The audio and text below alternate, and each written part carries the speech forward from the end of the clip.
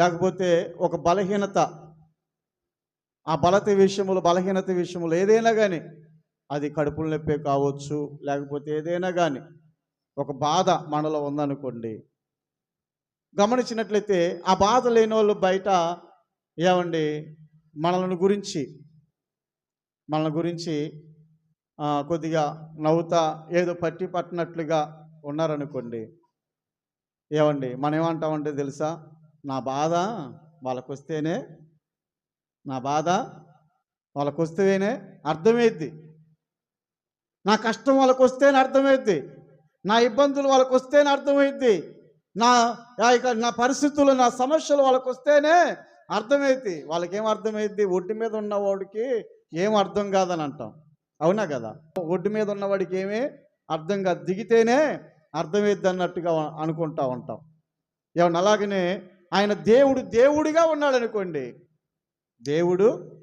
దేవుడుగానే ఈ భూమి మీదకు రాకుండగా మన వల్లే రక్తమాంసములు గలవాడై ఉండకోకుండగా, ఏమండి మనము ఏ రీతికైతే ఆకలి దప్పుకులు గలవారముగా, ఏ రీతికైతే వ్యాధి బాధ బలహీనతలు గలవారముగా, ఏ రీతికైతే ఈ లోకములో ఈ లోక సంబంధమైన ఈ భయంకరమైన దానిలో మనం ఏ రీతికైతే బాధపడుతున్నామో, ఏమండి ఆ బాధను ఆ పరిస్థితులను ఆయన లేనివాడే దేవుడిగానే పరలోకములోనే ఉన్నాడు అనుకోండి, మనం ఎలాగంటాం? ఆయనకి ఏం తెలుసండి, ఆయన దేవుడు ఏమంటాం మనం?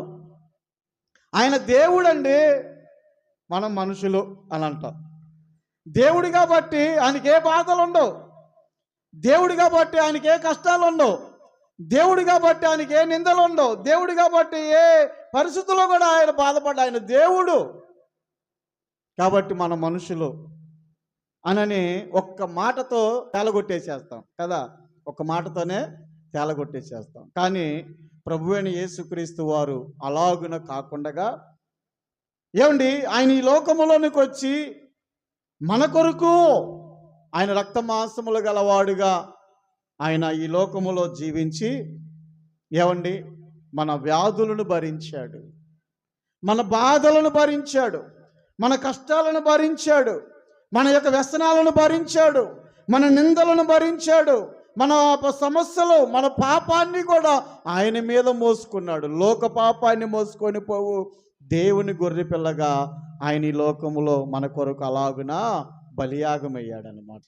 మనందరి పాపములను ఆయన క్షమించటానికి, నిత్య రాజ్యములోనికి ఆయన మనలను చేర్చుకోవటానికి మన ప్రభువైన యేసుక్రీస్తు వారు రక్త మాంసములు గలవాడుగా ఆయన ఈ లోకములోనికి వచ్చాడు.